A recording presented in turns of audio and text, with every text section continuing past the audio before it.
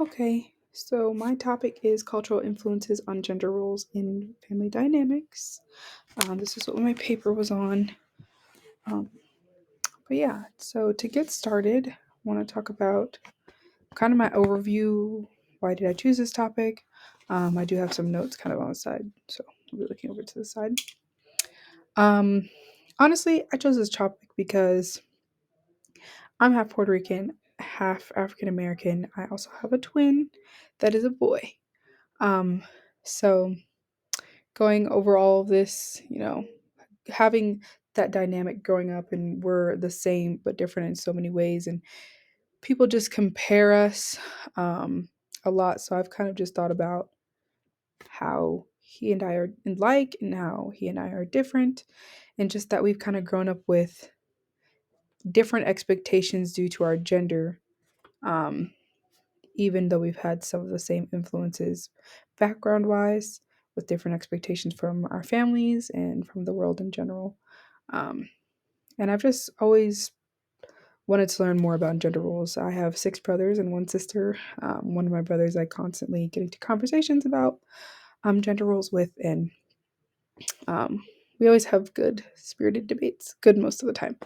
But yeah, um, why does this topic matter to me?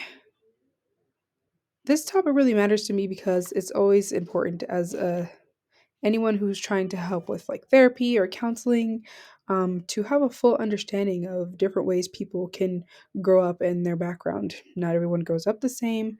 Not even what I picture is the same, which is another reason I chose to go over, different cultures. Like, this is my experience. This is the roles that were expected of me. This is the way my culture played an influence on me. That doesn't mean necessarily the same for someone else. Um, and it's always important to understand, taking like that big picture approach, um, different people. So I've always wanted to be a counselor or some type of therapist. Um, it's important, it'll help you not be so discriminative. I'm sorry if I believe I'm saying that right, or even sexist. Because the more you know, the more you get rid of those subconscious prejudices. I'm just trying to follow through my notes.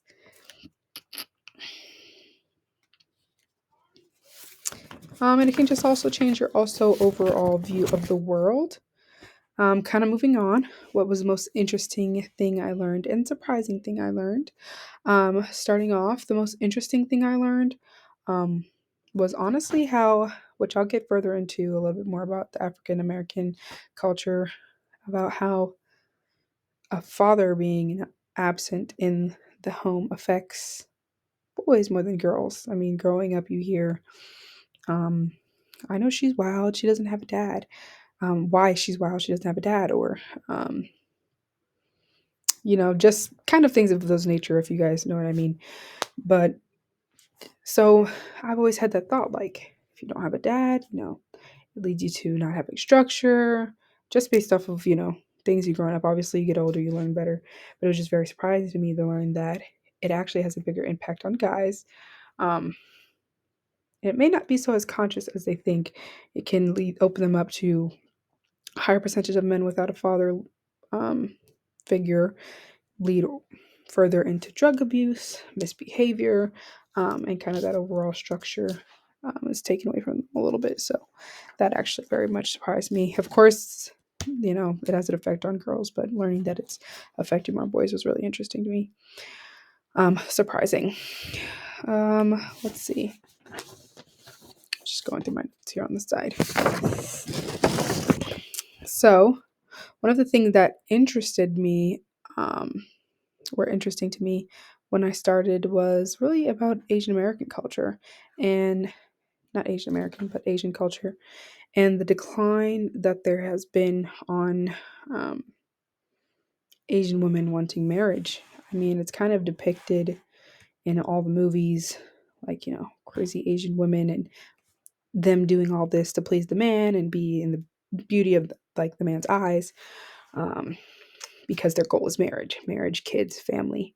Not saying that that's their goal, but that's what's depicted. So, again, opening yourself up to learning more about different topics just kind of leads to less stereotypes in the back of your head too. Things you might have even thought of, like, uh, you know, that's really what I thought back there. Um, but yeah, that was very surprising. I'll get a little bit more into why when I'm going through the slideshow. Um, and then what questions remain unanswered? Um, the questions that remain unanswered is kind of also connects to what I want to do with further research. Um, like more cultures, sorry, drawing a blank. Assimilation into American culture and how that can change. Um, I'll get into a little more about that as well for further research. But to move on to the next slide, we're going to start off with some things I learned specifically about Asian culture with the gender influences and cultural influences on their gender roles in Asian culture. So again, that decline in want for marriage. The gender roles in Asian culture are kind of obviously based off of the what I've read. More women now, which I think is known, are starting to have careers and it's more acceptable. And like I said before, it was very much depicted that their goal was marriage and fit kids. And now it's like they're getting these degrees and have schooling. So, why would they want, not why, but this is what I've learned. Um, Men get degrees, women get degrees. Why would they get into a marriage with someone when they don't need their resources, if that makes sense? Kind of going back to something my sister told me, not, research wise. Decline in resources kind of leads you closer together, reason to work together, reason to be together and come together. So if you can work and you can pay for all the things you want, getting into a marriage and having kids when the roles haven't really changed for men to include and you need to help with the household stuff, we're both working kind of thing, there's a bigger decline because they can get things they want. So there's no need to step into that mother role and take care of a bunch of people when there's not many positives or equality on your side, if that makes sense. Um, Another thing about gender roles in Asian American, I keep saying Asian American, Asian culture is when they're younger, boys are more socialized to be able to do more because they're going to eventually become the head of the household. So, maybe have more behaviors that are usually wouldn't be acceptable, especially for women in that culture. Because, they're having experiences, they need to get those out of the way kind of thing because they're eventually going to have to take this big role. Um, the third was honestly the parenting style in Asian culture and how their gender roles are influenced on that. Um, Women are definitely more socialized to stay home. Obviously, things are changing with the times, maybe not as much. That also has to kind of do with the further research I want to do. But the parents are more equal with what they expect of their children.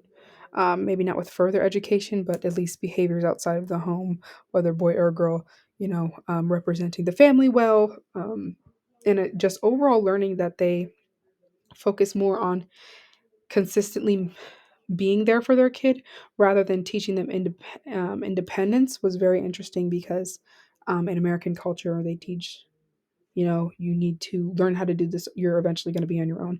You need to learn how to do this. You're going to eventually be on your own here. So I can't always hold your hand, but in Asian culture, they kind of are. I can always hold your hand, stay together and, you know, fix everything for you, do everything for you, as long as you're showing me that you're no, holding yourself high. But yeah, so I actually, this was really interesting to me. I learned a lot of information sifting through um, these resources. Um, Muslim culture, what I learned about gender influences in Muslim culture and families. Um, the men and women both believe that they have to accept their roles and that this is what makes them equal.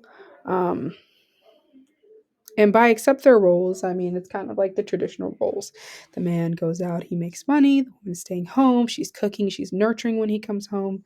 Um, and I just thought it was well put, honestly. And what I read, I can't remember the source off the top of my head, where they were talking about pretty much it is equal for them because they accept their roles, and that the man has a right to be nurtured and that the woman has a right to be provided for. So they kind of have that right to work together and be that source of what they don't have for each other, which I thought is kind of interesting. Yeah, it kind of opened up my mind because I'm very much more, you know, equal in other ways, but it was very interesting to think of that's also a way to be equal. Um, Another thing that was interesting is how much the mother's role, how much her experience can play a role in how the daughter is raised in Muslim culture. One of the examples I used in my essay was, um, I'm sorry, my senior thesis was how, for instances, their thoughts on wearing hijab. Maybe that mother wears a hijab more, maybe she doesn't, maybe she feels it's either or. That usual belief is passed on to the daughter. Um, Another thing is religion plays a big part in their acceptance of their gender roles. Um, Kind of how I talked about before, how they feel like that is their equal. They do look up to a lot of families and specific figures in their religion that help them accept this role and pass it down to generations, that this is how things are supposed to be for their roles in their culture and in their families. Moving on to Hispanic culture. Um, Learning about Hispanic culture was very interesting. I kept getting a lot of information for um, Hispanic American culture because of how big the population is in the United States.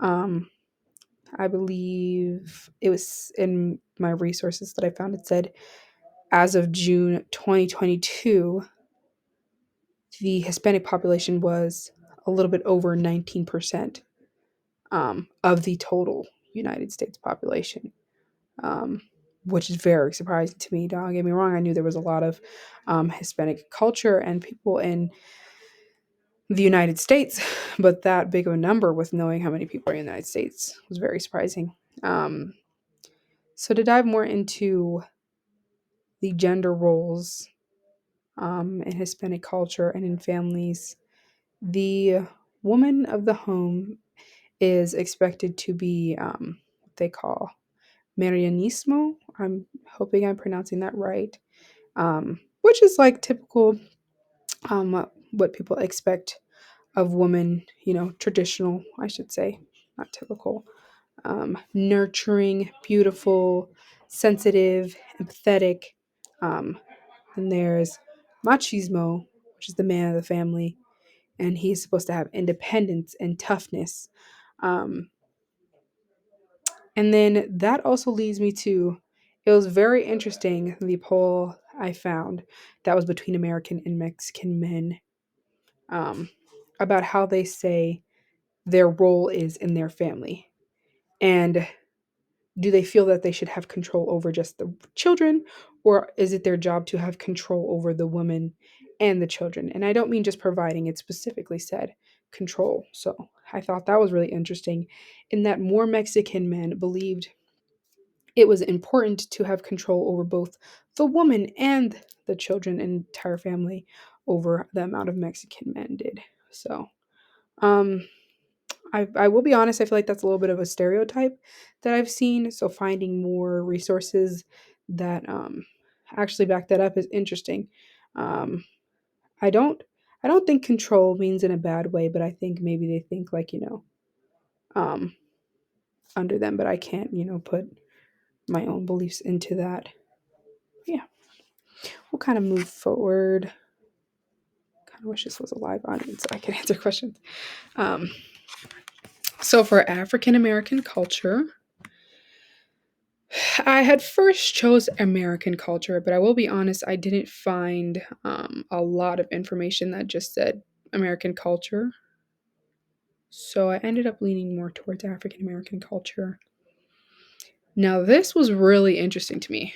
I mean, obviously, like I said, I'm half African American, so learning more, not to say I haven't learned about it, learning more about um, life after slavery and how that played a big role in the development of women and men's roles in their families and what was accepted versus what wouldn't have been accepted in different cultures. To further explain that, so slavery plays a part in it because, like I said earlier, resources and lack of resources kind of bring people together. Okay, we're going to use your resources, we're going to use my resources, we're going to come together, and this is how we're going to live. This is how that's going to work. So, with so many African American women and men not being able to afford homes or needing double income once slavery was done, or not done, but coming to an end, I guess you should say, um, caused a lot of, I guess you would say this is why they say African American women are more masculine because they were socialized to be allowed to be a part of leaderships and further education because they played that role as well as a man of bringing in resources from the beginning, at least in America. Because those resources were needed, there wasn't much of a you stay home with the kids and not work. We both need to work. We both need to bring in the resources. Um, so that was very interesting to me to understand where that kind of comes from. Um, and very, very insightful for learning about myself, which is something I learned about learning about other cultures or just learning about culture in general. It kind of gives you some insight into yourself and to others and just how the world works in general, which is amazing. Um, and again, like I talked about earlier, young boys are more often affected by their fathers leaving than younger women. That was very surprising to me. Um, I just always, I guess some people might say, well, of course, the guy and the boy doesn't have a father role. That makes more sense. But I personally have just always grown up with, you know, she clearly doesn't have a father. That's why she's wild. I mean, growing up in New York. So, like I said, just helping getting rid of those stereotypes by learning more about the truth was amazing. And my last slide ideas for future research. Um, I think this is crazy to say, and as stressed I was with time, I don't think I've enjoyed writing a paper more because I really actually learned so much just by sifting through resources. um, like, I feel like a lot of things are based off of things you already knew when I'm learning. So I feel like learning so much of like, oh, you thought this, and it was the complete opposite, and getting rid of stereotypes and maybe things I had in the back of my mind was really great.